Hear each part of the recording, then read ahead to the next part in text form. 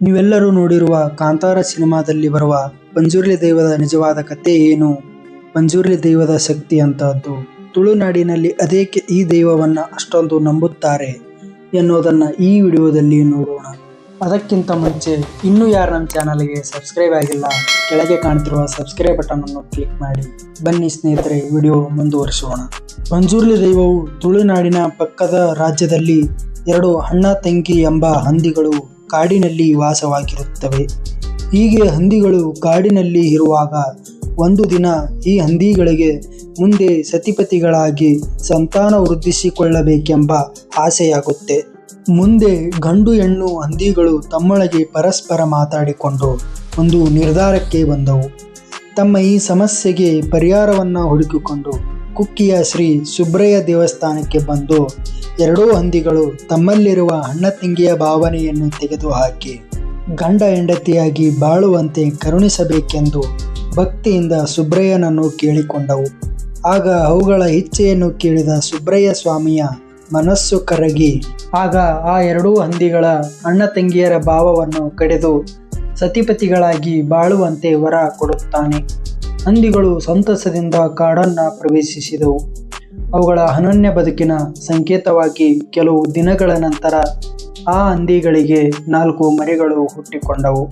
ಹೀಗೆ ಒಂದು ದಿನ ಕಾಡಿನಲ್ಲಿ ತಿರುಗಾಡುವಾಗ ಒಂದು ಹಂದಿ ಮರಿಯು ಭಗವಾನ್ ಈಶ್ವರನ ಹೂದೋಟವನ್ನು ಪ್ರವೇಶಿಸಿತು.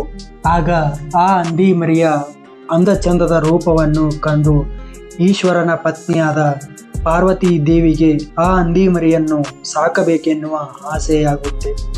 ಅದರಂತೆ ದೇವಿಯು ಆ ಹಂದಿ ಮರಿಯನ್ನು ಕರೆತಂದು ಅದನ್ನು ಪ್ರೀತಿಯಿಂದ ಸಲಹತೊಡಗಿದರು. ಆ ಮರಿಯೂ ಕೂಡ ಬೆಳೆದಂತೆ ಎಲ್ಲೆಂದರಲ್ಲಿ ತಿರುಗಾಡತೊಡಗಿತು.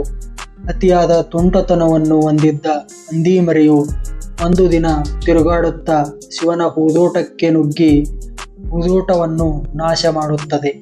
ಇದರಿಂದ ಕೋಪಗೊಂಡ ಶಿವನು ಅದರ ರುಂಡವನ್ನು ಕಡಿದು ಹಾಕುತ್ತಾನೆ.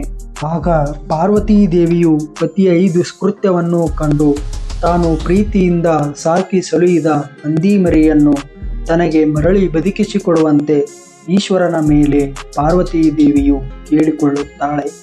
ಮಡದಿಯ ಇಚ್ಛೆಯಂತೆ ಪರಮೇಶ್ವರ ಹಂದಿ ಮರಿಗೆ ಮರುಜೀವ ನೀಡುತ್ತಾನೆ.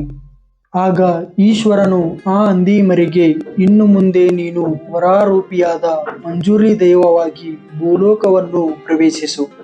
ಅಲ್ಲಿ ಸತ್ಯ, ಧರ್ಮ, ನ್ಯಾಯವನ್ನು ರಕ್ಷಿಸುವ ದೈವವಾಗಿ ಮೆರೆದಾಡಿಕೊಂಡಿರು ಎಂದು ಈಶ್ವರ ದೇವರು ವರ ನೀಡುತ್ತಾನೆ. ಹಾಗೆಯೇ ಜನರ ಕಷ್ಟ ಕಾರ್ಪಣ್ಯಗಳನ್ನು, ರೋಗ ರುಜಿನಗಳನ್ನು ಪರಿಹರಿಸಿ ಕಾಯುವ ರಕ್ಷಣೆಯ ದೈವವಾಗಿ ಬೆಳಗಿಕೊಂಡಿರು. ಅದೇ ರೀತಿ ನಿನ್ನನ್ನು ಧಿಕ್ಕರಿಸಿ ಅಹಂಕಾರದಿಂದ ನಡೆಯುವವರನ್ನು ಶಿಕ್ಷಿಸಿ ಅವರನ್ನು ಸರಿದಾರಿಗೆ ತಂದು ನಿನ್ನಲ್ಲಿ ಭಕ್ತಿ ಹುಟ್ಟುವಂತೆ ಮಾಡು ಎಂದು ವರ ಪ್ರದಾನ ಮಾಡಿ ಭೂಲೋಕಕ್ಕೆ ಕಳುಹಿಸಿದರು. ಅದರಂತೆ ದೇವರ ಅಪ್ಪಣೆ ಪ್ರಕಾರ ಪಂಜುರ್ಲಿ ದೈವ ಶಕ್ತಿಯಾಗಿ ಭೂಲೋಕಕ್ಕೆ ಪ್ರವೇಶಿಸಿತು ಎಂದು ಹೇಳಲಾಗುತ್ತೆ. ದಿನವೂ ಕಳೆದಂತೆ ಕಲಿಯುಗದಲ್ಲಿ ಅನ್ಯಾಯ ಅಧರ್ಮ ಮೆರೆದಾಡುವಾಗ ಆಗ ಈಶ್ವರನು ಕೊಟ್ಟ ವರದಿಂದ ಪಂಜುರ್ಲಿ ದೈವವು ಭೂಲೋಕಕ್ಕೆ ಬಂದು ನ್ಯಾಯ, ಧರ್ಮ, ಒಳ್ಳೆಯವರನ್ನು ರಕ್ಷಿಸುವ ಮತ್ತು ದುಷ್ಟರನ್ನು ಶಿಕ್ಷಿಸುವ ಶಕ್ತಿಶಾಲಿ ದೈವವಾಗಿ ನೆಲೆಸುತ್ತದೆ.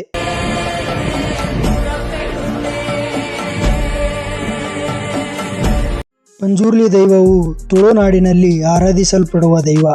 ತನ್ನನ್ನು ನಂಬಿದವರನ್ನು ರಕ್ಷಿಸುವ ಮತ್ತು ಅವರ ಬಯಕೆಗಳನ್ನು ಈಡೇರಿಸುತ್ತದೆ ಎನ್ನುವ ನಂಬಿಕೆ ಇದೆ. ನ್ಯಾಯಾಲಯಗಳಲ್ಲಿ ಬಗೆಹರಿಯದ ಅದೆಷ್ಟೋ ಸಮಸ್ಯೆಗಳನ್ನು ಈ ದೈವದ ಸನ್ನಿಧಿಯಲ್ಲಿಯೇ ಬಗೆಹರಿಸಿಕೊಳ್ಳುತ್ತಾರೆ. ಮನುಷ್ಯನಾದವನು ಸತ್ಯವನ್ನೇ ನುಡಿಯಬೇಕು, ಧರ್ಮದ ಮಾರ್ಗದಲ್ಲೇ ನಡೆಯಬೇಕು, ಅಧರ್ಮದ ಕೆಲಸ ಮಾಡಬಾರದು, ಅದರಿಂದ ದೂರವಿರಬೇಕು ಎಂಬ ಕಟ್ಟಳೆಯನ್ನು ನಡೆಸಿಕೊಂಡು ಹೋಗುತ್ತಿರುವ ದೈವವೇ ಪಂಜುರ್ಲಿ. ಅದರಿಂದ ಪಂಜುರ್ಲಿಯನ್ನು ಧರ್ಮದ ದೈವ ಅಂತಾನೆ ಕರೆಯಲಾಗುತ್ತೆ. ಹಾಗೆಯೇ ಕುಟುಂಬದಲ್ಲಿ ಗಂಭೀರ ಕಲಹಗಳಿದ್ದರೆ ಅಂಥ ಸಮಸ್ಯೆಗಳನ್ನು ಪಂಜುರ್ಲಿ ದೈವವು ಬಗೆಹರಿಸಿದ ಅದೆಷ್ಟೋ ಉದಾಹರಣೆಗಳಿವೆ. ಈ ಪಂಜುರ್ಲಿ ಎಂದರೆ ಹಂದಿಯ ಮುಖವನ್ನು ಹೋಲುವಂಥ ಒಂದು ಶಕ್ತಿಶಾಲಿ ದೈವ. ಈ ಪಂಜುರ್ಲಿ ಪದದ ಅರ್ಥ ಎಳೆಯ ಕಾಡು ಹಂದಿ ಎಂಬುದಾಗಿರುತ್ತದೆ.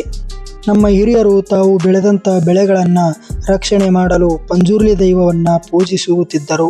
ಮುಂದೆ ಅವರು ಬೆಳೆ ಚೆನ್ನಾಗಿ ಬಂದ ಮೇಲೆ ಅದೇ ಭತ್ತದ ಅಕ್ಕಿಯನ್ನು ಪಂಜುರ್ಲಿ ದೈವಕ್ಕೆ ನೈವೇದ್ಯವಾಗಿ ಅರ್ಪಿಸುವಂತಹ ಸಂಪ್ರದಾಯ ಇತ್ತಂತೆ.